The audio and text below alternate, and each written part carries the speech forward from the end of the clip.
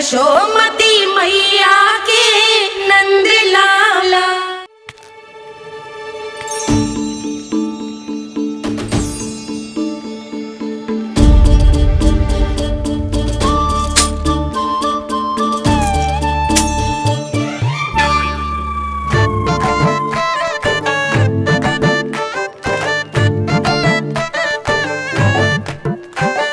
देख वसंता, अब कैसे सारा का सारा माखन बेचकर जे धनी ग्राहक से धन बटोर लेती है तेरी मैया।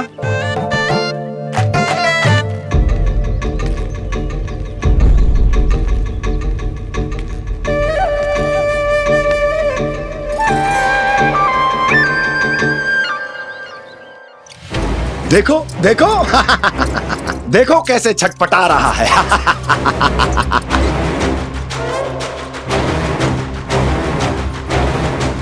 अपने प्राणों को बचाने के लिए कितना व्याकुल है, कैसे इस जाल से मुक्त होने के लिए तड़प रहा है।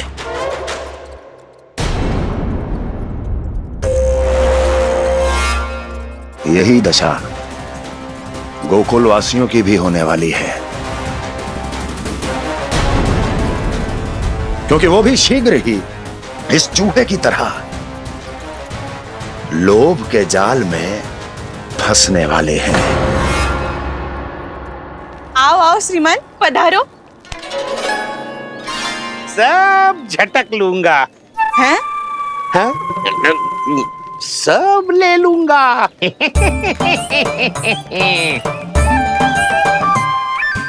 देखो श्रीमान, पूरे गोकुल में मुझसे अधिक स्वादिष्ट माखन किसी के पास ना होगो।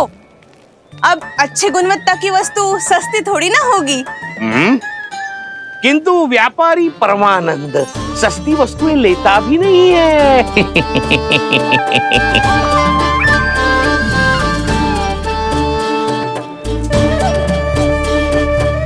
एक बार फिर सोच लो श्रीमान, हर मक्खन के मटके के बदले पूरे 2 सिक्के लेती हूँ मैं। 2 सिक्के? कहीं अधिक तो ना बोल दियो मैंने?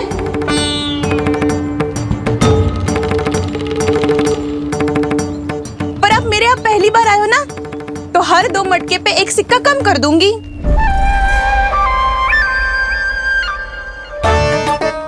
चार मटकी लोगे तो 1 और सिक्का कम कर दोगी, लेकिन इससे अधिक कम कर ना पाऊंगी।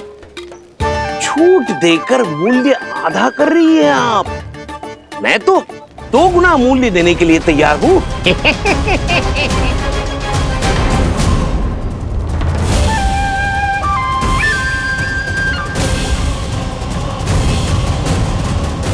दो गुना मूल्य?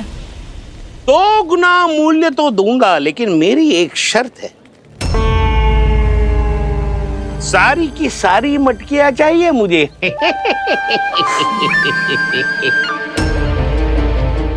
सब तो भाव कम कराते हैं, ये तो बढ़ा रही है। हाँ तो जे भी कोई पूछने की बात है, जे ले लो, जे सारी की सारी मटकियां आपकी। लोभ में आकर लिया गया कोई भी निर्णय लाभकारी ना होता लल्ला। अच्छा जे बता, जो लोभ में आके तूने जे सारे लड्डू खा लिए तो क्या होगा? क्या होगा मैया? पेट दुखेगा लल्ला।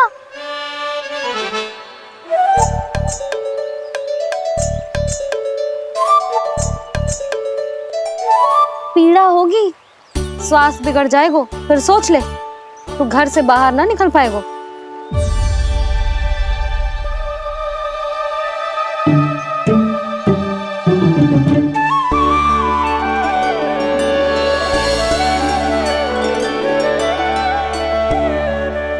ये नारायण लोग तो सच्ची में बहुत भयंकर है, इससे तो बच के ही रहना पड़ेगा।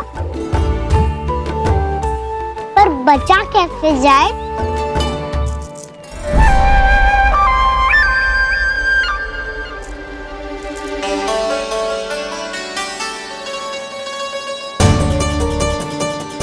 अब फंस गए गांव वाले। जैसे ही ये मेरे सिक्कों की चमक दमक खनक देखेंगे, मेरे जाल में ऐसे फंसेंगे जैसे कि ये मूर्ख स्त्री।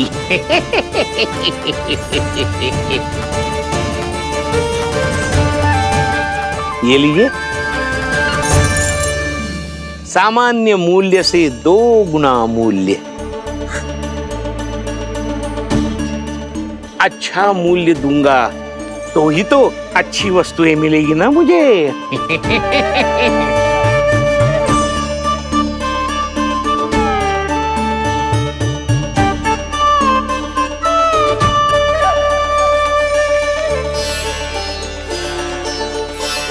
भाइयों, मैं मथुरा का सीधा साधा व्यापारी परमानंद हूँ। मेरी मिठाइयाँ विदेशों के अनेक राज्यों में बेची जाती है, इसलिए मुझे सदैव सर्वोत्तम दूध के उत्पादों की आवश्यकता होती है। तो जैसे ही मुझे पता चला कि गोकुल में दूध के सर्वोत्तम उत्पाद मिलते हैं, मैं यहाँ चला आया। अब जिसे भी मेरी तरह धन अर्जित करना हो, उज्जवल भविष्य बनाना हो, वो मेरे साथ व्यापार कर सकता है। बस आपको मुझे एक वचन देना होगा।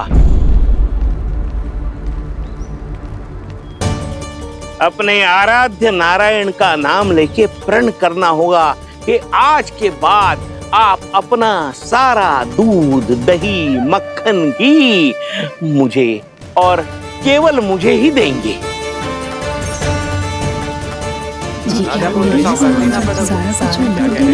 ताकि इनका प्रबंध करने के लिए मुझे कहीं और भटकना ना पड़े।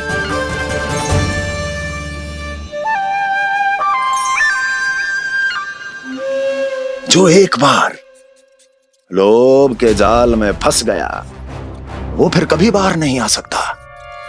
अधिक से अधिक और अधिक और अधिक पाने के लोभ में अपना सब कुछ खो बैठता है।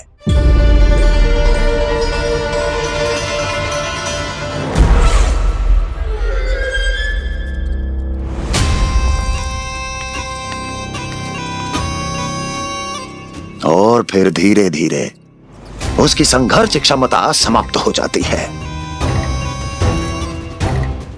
और फिर जो बचता है वो यमदूत की प्रतीक्षा करने वाला केवल एक जीवित शव, और कुछ नहीं।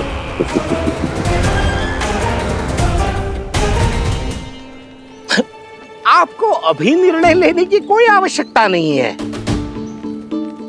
मैं परसों सूर्यास्त के समय एक बार फिर आऊंगा, तब आप अपना निर्णय मुझे बता दीजिए। किंतु मेरे साथ व्यापार करने पर क्या होगा, इसकी मैं झांकी दिखाऊंगा आपको। आज आप सभी इस हाट में जो लेकर आए हो, वो सब लेकर जाऊंगा मैं, वो भी दुगना मूल्य देकर।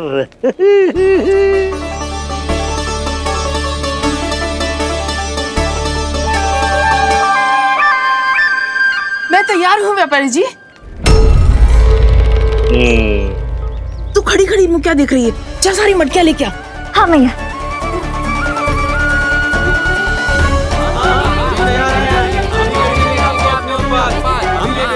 जाइए जाइए जाइए।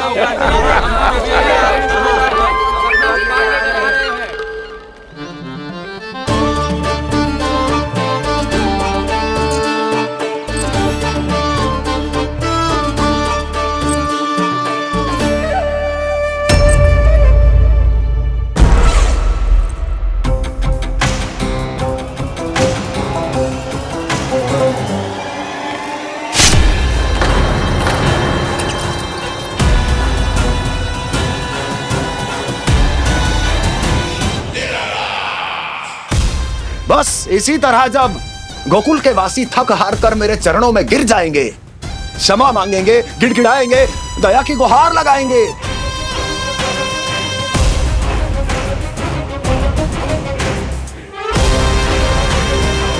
तब मैं उस नंद को गोकुल में छुपे उस चूहे के साथ यहां आने पर विवश कर दूंगा।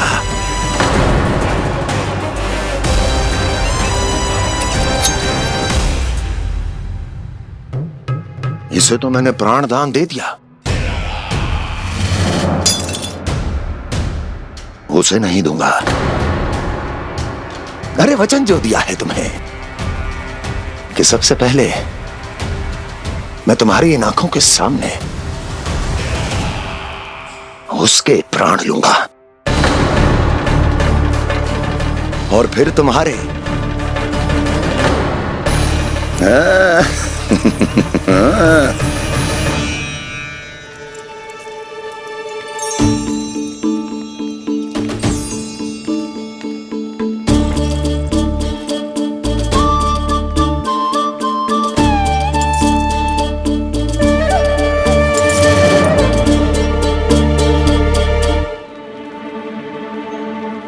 आपके सिक्के? अब कौन उतरे, कौन झुके, कौन उठाए? रहने दीजिए, ऐसा समझेंगे धरती माता को दान दे दिया। चलो भाई चलो।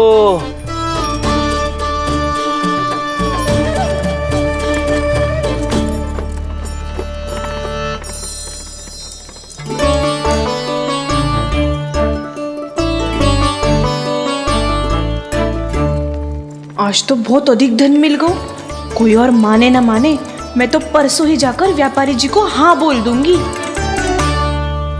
फंस गए गांव वाले। बोलो ना आप दोनों, लोभ वाले राक्षस से कैसे बचा जा सकता है?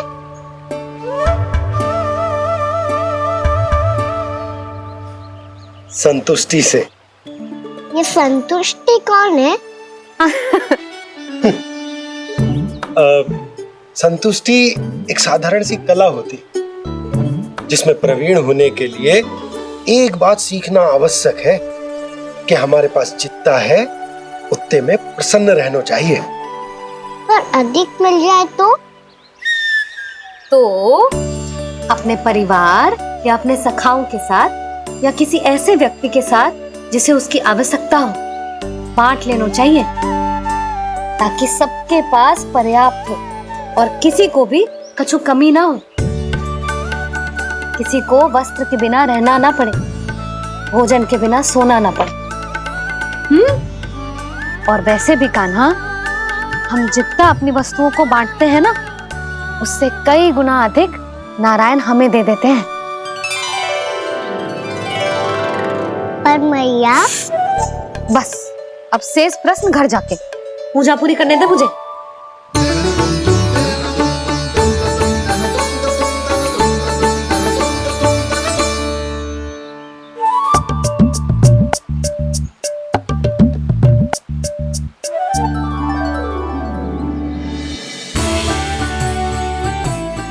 मैया ने भोग चढ़ाने तक ठहरने को कही थी, अब तो चढ़ गो भोग।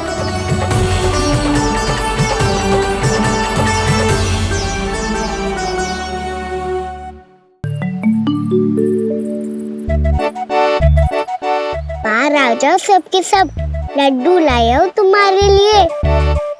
हम तो तुझे भाव करके भयभीत करने वाले थे। तुझे कैसे पता चला और कब? जब से तुम सबने हाथ में मेरा पीछा करना आरंभ किया था, तभी पता चल गया था मुझे। मैं भी तुम सबके साथ आने वाला था, पर मैया ने रोक लियो। इससे पहले कि मैया मुझे रोक ले, भागो।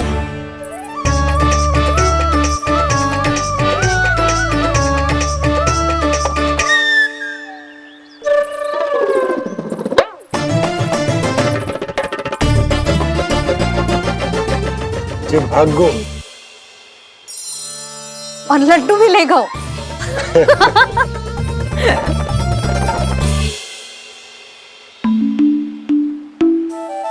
क्या होगा?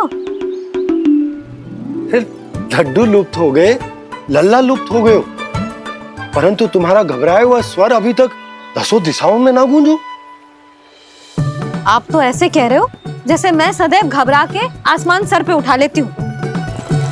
मेरा जे अर्थ ना है यशोदा। ना ना, मुझे पता है। मैं लल्ला को लेके अधिक चिंतित हो जाती हूँ, पर इस समय मुझे कछु चिंता ना है, क्योंकि मुझे पता है वो लड्डू लेके सीधा कहाँ गया होगा। वहीं जहाँ पूरी टोली मिलके खेलने जाती है, जानकी के घर के पास वाले मैदान में। आ जाओ रे सबके सब, घेरा बना लो, सब लोग बैठ जाओ।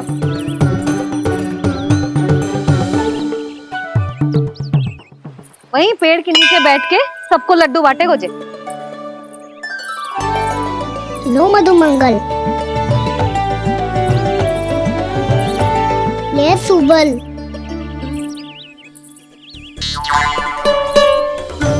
वसंता तू भी ले।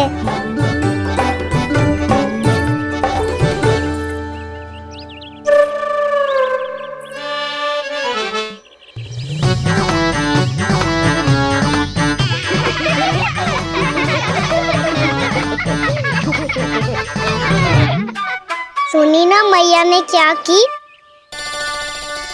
तो बहुत भयंकर ऋतु है, बहुत भयानक।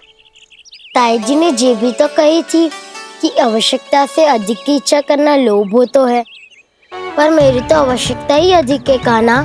इतने भारी बर्तन तन में एक लड्डू कहाँ जाओगो, कुछ पता भी ना चलोगो। फिर तुझे दो ना 4 लड्डू देने पड़ेंगे।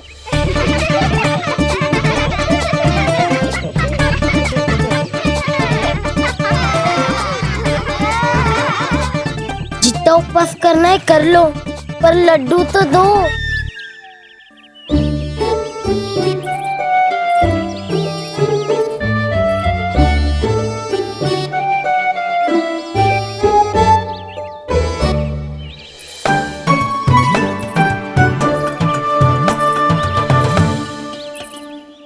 और जैसे ही जे बालक लड्डू खाने को होंगे, उनके मुंह तक पहुंचने से पहले ही कान्हा उन्हें रोक देगा। रुको,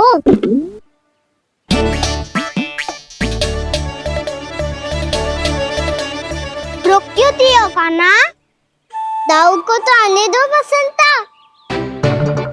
उनके बिना कैसे खा सकते हम अकेले अकेले?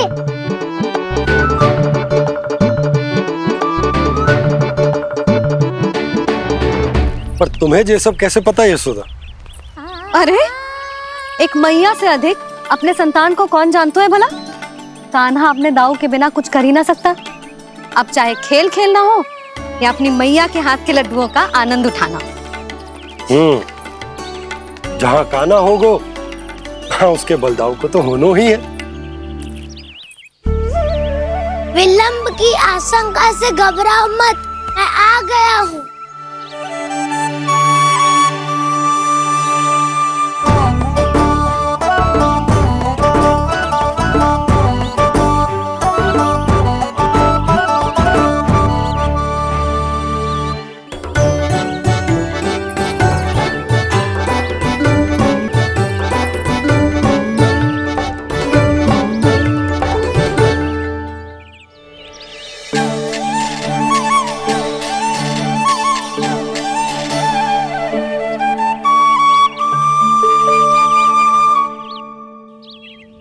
ऐसे ही बैठे रहोगे कि कोई खेल भी खेलोगे? गिल्ली डंडा, छुपन छुपाई, ना ना पकड़ा पकड़ी, कछु नया खेल भी सुझाओ ना। मैं बताता हूँ, एकदम नया खेल है।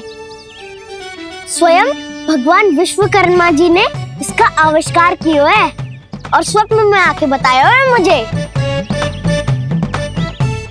और इसमें ना, लो आरंभ हो गया बड़बोला।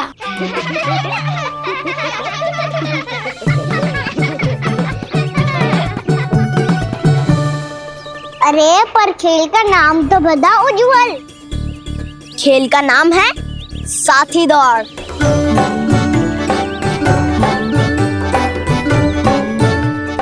साथी दौड़? और खेलते कैसे है इसे? बस एक साथी दूसरे साथी का पैर अपने से बांधता है और दौड़ लगाता है। तो चलो अपना अपना साथी चुनते हैं। लड्डुओं का भोज करके सब खेल में ऐसे मगन हो जाएंगे कि कोई घर आने का नाम भी ना लेगो। पर एक बार जो भूख लगी आई तो फिर देखना कैसे मैया के। क्या हुआ यशोदा, रुक क्यों गई? देखो जी भीतर।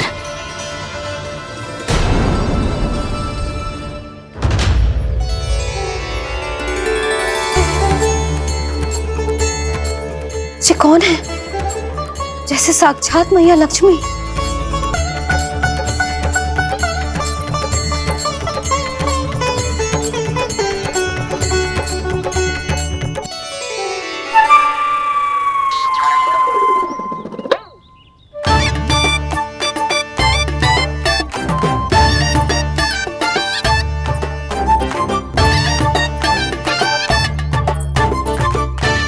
सुलक्षणा,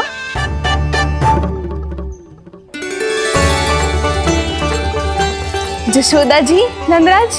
नारायण नारायण। नारायण नारायण। वो साधु महात्माओं की तरह अपना भविष्य देख रही थी। दोनों हाथों से धन बरस रहा था। स्वर्ण के सिक्कों के सागर में तैर रही थी। लग तो है दीवा स्वप्न देख रही थी। और सुलक्षणा बताओ, कैसे आना हुआ, वो भी इस वेशभूषा में? अच्छी लग रही हूँ ना मैं, रानी जैसी? क्षमा करना, वो तो आप हो ना। अब बताओ भी, ये सब क्या है? जे ही तो धनवान बनने का संकेत है जशोदा जी। अब बहुत सारा धन आएगा तो धनवान दिखना भी तो चाहिए कि ना। कहना क्या चाहती हो? जे ही कि साक्षात कुबेर भगवान आए हैं गोकुल को समृद्ध करने। हैं?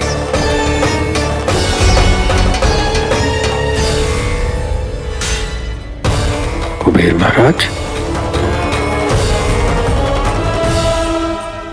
साक्षात कुबेर भगवान आए हैं गोकुल को समृद्ध करने।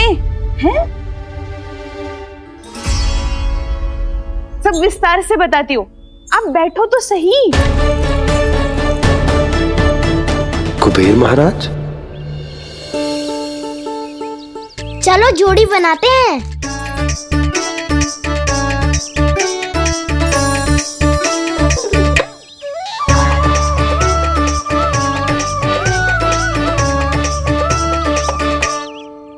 मुझे तो किसी ने ना चुनो, मैं क्या करूं?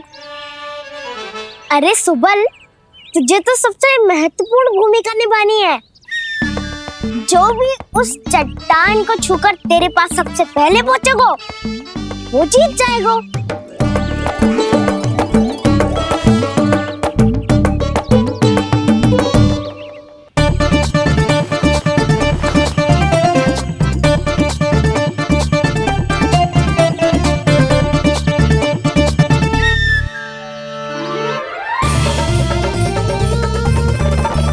आरंभ करो।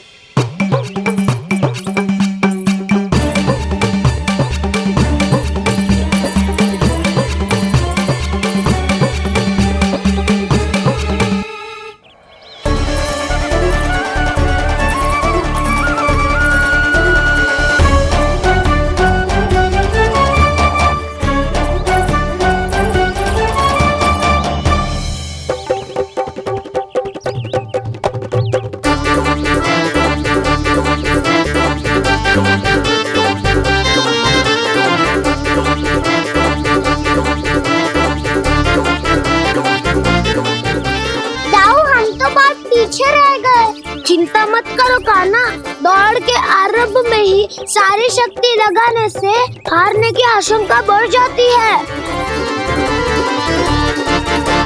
देखो वो दोनों थक रहे हैं, यही समय है अपनी गति बढ़ाने का।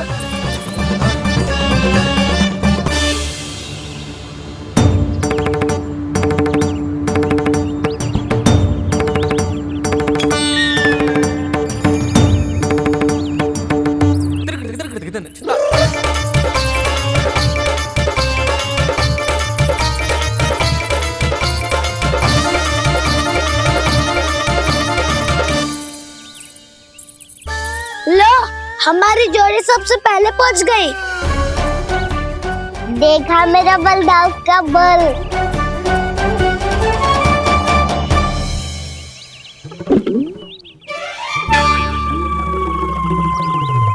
ताऊ, वो देखो।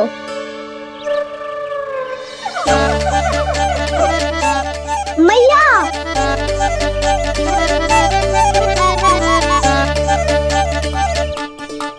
अपने परिवार या अपने सखाओं के साथ या किसी ऐसे व्यक्ति के साथ जिसे उसकी आवश्यकता हो बांट लेना चाहिए, ताकि सबके पास पर्याप्त हो और किसी को भी कछु कमी ना हो, किसी को वस्त्र के बिना रहना ना पड़े, भोजन के बिना सोना ना पड़े।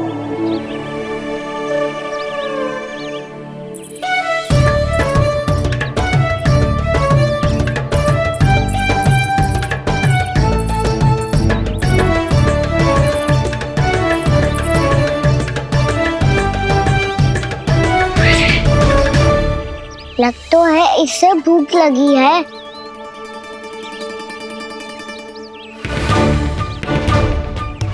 मेरी और क्या देख रहे हो? तुम्हारी पोटली में कुछ तो होगा, दे दो उसे। मेरे नैना मैया ने क्या की थी? जितना हम किसी और को देते हैं ना, उससे अनेक गुना नारायण हमें वापिस कर देते हैं।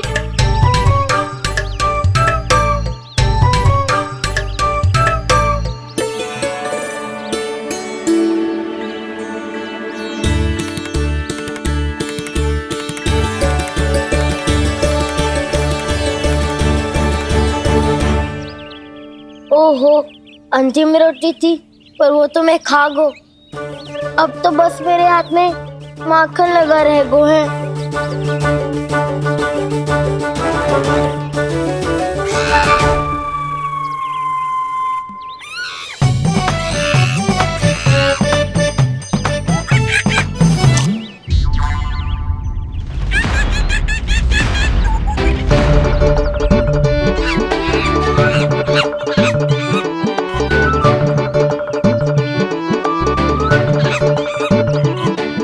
क्षमा करना सखा, तुम्हें देने के लिए मेरे पास कुछ नहीं है। अब आप ही बताओ, कोई 2 गुना मूल्य देगो तो हम शीघ्र ही धनवान बन जाएंगे कि ना? पर कोई 2 गुना मूल्य देगो ही क्यों? हो सकता है कि उनके पास अधिक धन हो, या उनकी तिजोरी में सामान आ रहा हो, या फिर उन्हें भलाई करने का रोग हो। हमें तो आम खाने से मतलब है ना नंदराज। गुटली किनके, हमें क्या लेना देना। मैंने तो निर्णय ले लिया है कि उसकी शर्त मान लोगी। बस नारायण को साक्षी मानकर जब प्रण ही तो लेना है कि सारा का सारा दूध, घी, माखन अब से केवल उन्हीं को देना है मैंने। बस इतनी मांग रखी है उसने? हाँ, आपको विश्वास ना हो रहा हो तो गोकुल में किसी से भी पूछ लियो। 2 गुना दाम दियो है परमानंद जी ने, इसीलिए तो सबके सब आनंद के सागर में गोते लगा रहे हैं।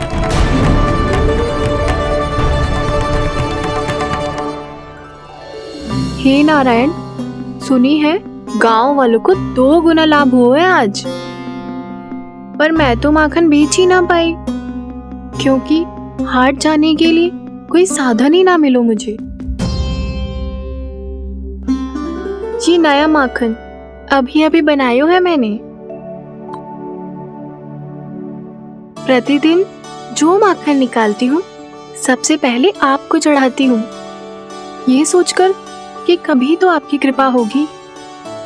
पर जाने आपका आशीर्वाद कब मिलेगा मुझे, पर जाने कब आपका आशीर्वाद मिलेगा मुझे।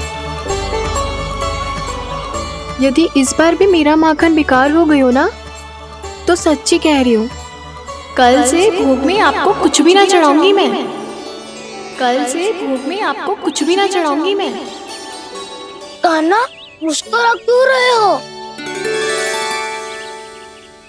वानर महाराज की भूख कैसे मिटानी है पता है मुझे। कैसे? माखन से। और माखन कहाँ मिलेगा? सावित्री मौसी के घर से। तो क्या तुम फिर से माखन चुराने की सोच रहे हो? दाऊ, मेरी बात प्रश्न ही नहीं उठता। इसकी अनुमति नहीं दूंगा मैं। गोकुल वासियों को ऐसा वचन देने की अनुमति ना दे सकता मैं। बिना सोचे समझे कैसे वो किसी अपरिचित व्यापारी के शब्दों पर विश्वास कर सकते हैं?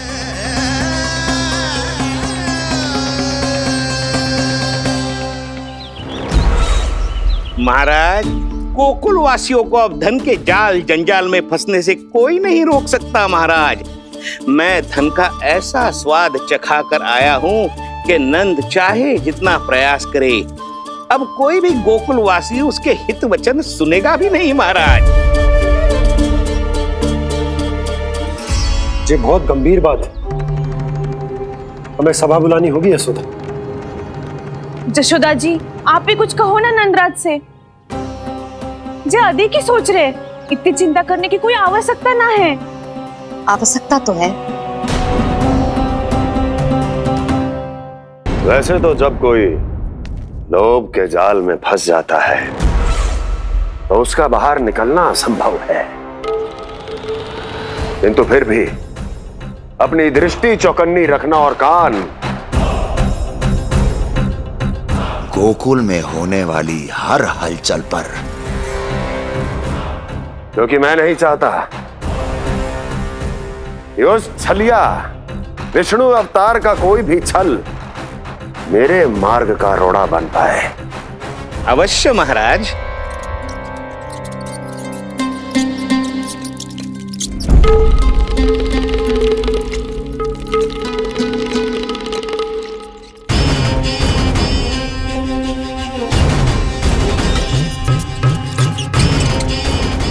लोभ,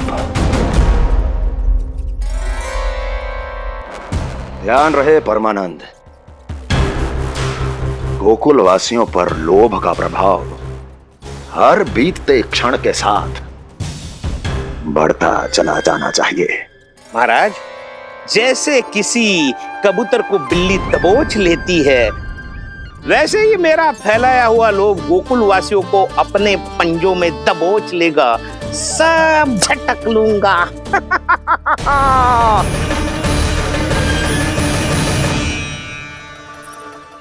इससे पहले कि माखन पीला पड़ जाए, उसे आंच में तपाकर घी निकाल लेना चाहिए ना, तो पूरा का पूरा माखन बिगड़ जाता है।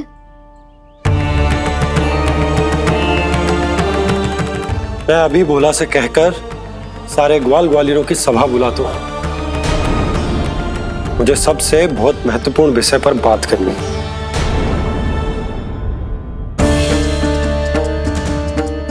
मति भ्रष्ट हो गई थी मेरी, जो यहाँ चली आई। अब कहीं ऐसा ना हो कि मेरा धनवान बनने का स्वप्न धरा का धरा रह जाए।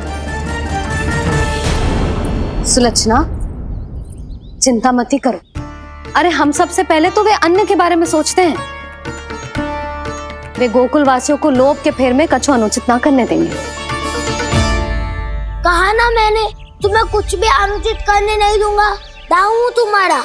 हाँ तो अनुचित बात करने देना दाऊ। पर मैं तो भलाई करना चाहता हूँ। भलाई? किसी की अनुमति या सहमति के बिना उसके यहाँ चोरी चुप के माखन खा लेना भलाई नहीं, चोरी कहलाती है। सखाओ, तुम ही बताओ, किसी भूखे प्राणी के लिए भोजन की व्यवस्था करना क्या होता है? भलाई। पड़े पड़े माखन सड़ने के स्थान पर किसी का पेट भरे, वो क्या होता है? भलाई।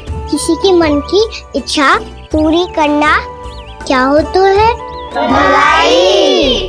ठहरो ठहरो, चोरी करके किसकी मन की इच्छा पूरी करोगे तुम?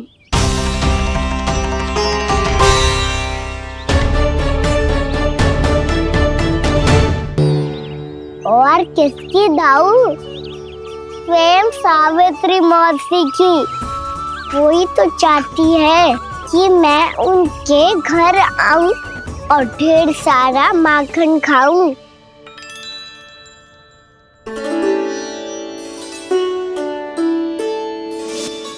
तो फिर अगला घर आपका। क्षण भर तो ऐसा लगो जैसे कान्हा ने मेरे मन की इच्छा सुन ली हो। वैसे कितना अच्छा हो तो यदि सुन ही ले तो। तुम्हारे कहने का अर्थ है कि सावित्री मौसी चाहती थी कि तुम उनके घर भी जाओ, जैसे जानकी के घर गए थे। ये बात तो उन्होंने मैया के सामने भी कही थी कि मैं उनके घर जाऊं। ये तो उनका सौभाग्य होएगा। किसी का सौभाग्य बिगाड़ते इतने बुरे ना है हम। ये बात तो सही कही है।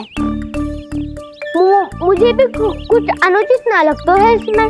तुम तो सत्यवादी हो मधुमंगल, तुम्हें क्या लगता है? अब बोल भी दो, वानर महाराज भूखे हैं।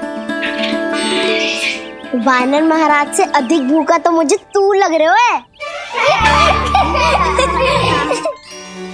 यदि कान्हा सच्ची में ये सब वानर महाराज की भूख मिटाने के लिए और सावित्री मौसी की इच्छा पूरी करने के लिए कर रहा है, तो दादी के सीख के अनुसार मुझे इसमें कछु अनुचित ना लगता। पक्का हम सच में चोरी नहीं भलाई करने जा रहे हैं। सही कहा दाऊ। यदि भूखे असहाय वानर महाराज का पेट भरोगे तो इसका असली पुण्य तो सावित्री मौसी को ही मिलेगा। इसका अर्थ तो ये हुआ कि कान्हा सावित्री मौसी का घर माखन चुराने नहीं जाएगा, बल्कि उसे दुगना कर देगा। बात तो सही है, तो फिर मैं तुम्हें नहीं रोकूंगा।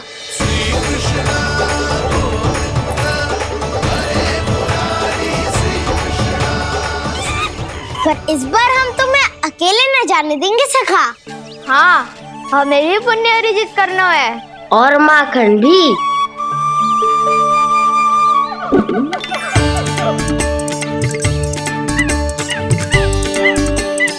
लगता है देव वानर महाराज भी हमारी टोली में सम्मिलित होना चाहते हैं।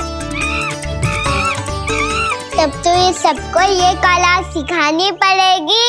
सही कहा सका, अच्छे काम का प्रचार प्रसार तो होना ही चाहिए ना।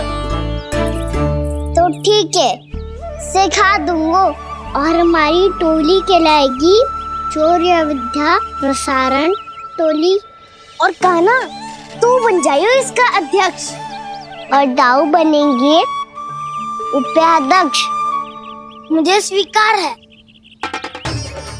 चौर्य विद्या प्रसारण टोली की जय! चौर्य विद्या प्रसारण टोली की जय! और सुनो क्या करना है और कैसे।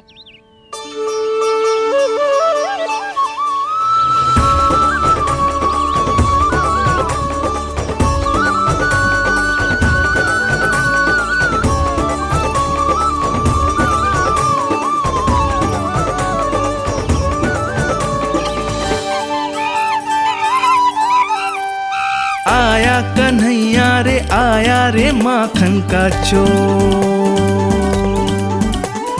रोके रुके ना ये सरपट लगाता है दौड़। तुम सब वहाँ छुप जाओ, मैं भीतर देखता हूँ। ना ध्वनि कोई हो ना पता कुछ लगे, आए चुपके से ग्वालों की टोली। चाहे कितना बचाओ छिपाओ कहीं, सारा मक्खन ये कर जाए खाली। मुख से तो लगता है सरल ये बड़ा भीतर से चंचल ये छल से भरा है ये नटखट बड़ा चिच्चोर।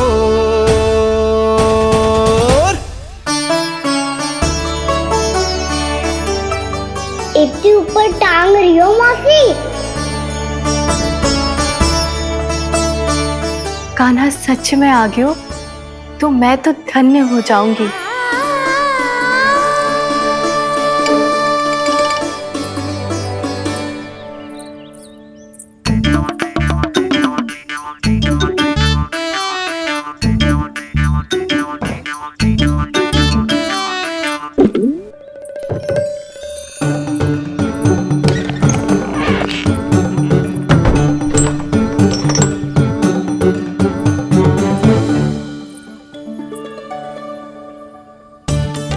मन तो करता है सारा दूध दही माखन उसे बुलाकर अपने हाथों से खिला दूं। मुझे बुलाना भी चाहती हो और अनजाने में मेरे लिए कठिनाई भी बढ़ा रही हो। पर मेरे यहाँ क्यों आएगा कान्हा? इससे अच्छा तो यही होगा कि कल माखन बेचने के लिए कहीं से सकट का प्रबंध कर लूं।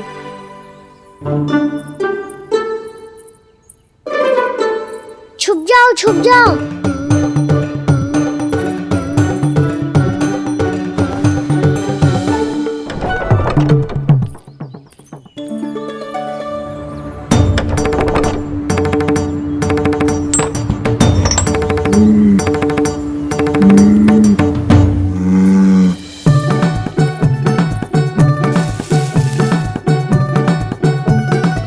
वैसे भी वो ठहरा राजकुमार, एक साधारण गोपी के यहाँ का माखन काहे खाएगो। तो भी बावली हो गई है सावित्री। कान्हा आना भी चाहे तो इतनी दूर आएगा कैसे?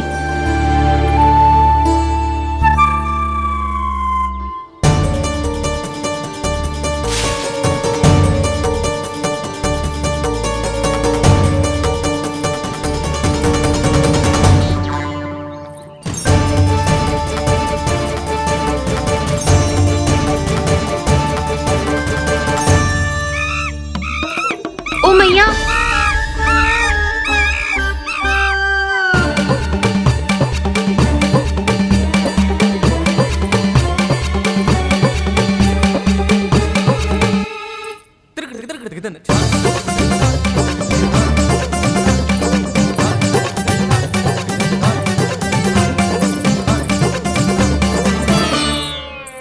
सब खड़े हो जाओ।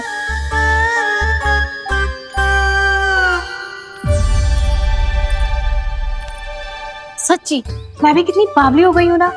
जब नंद भवन की ओर जा ही रही हूँ तो कान्हा के लिए थोड़ा सा माखन ले जाती हूँ।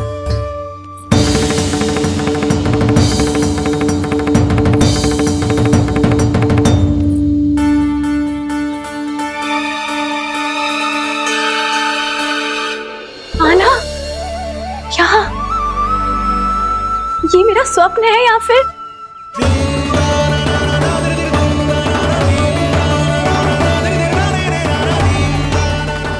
ये सारे बालक यहाँ क्या कर रहे हैं कान्हा के साथ? क्या जानकी सत्य कह रही थी? कान्हा यहाँ पर माखन चुराने आया है। मुझे स्वयं जाके इसे माखन खिलाना चाहिए। चलो, सावित्री मौसी के वापस लौटने से पहले मैं कार्य समाप्त करके वापस भी जाना है। कोई पकड़ी मत जाना।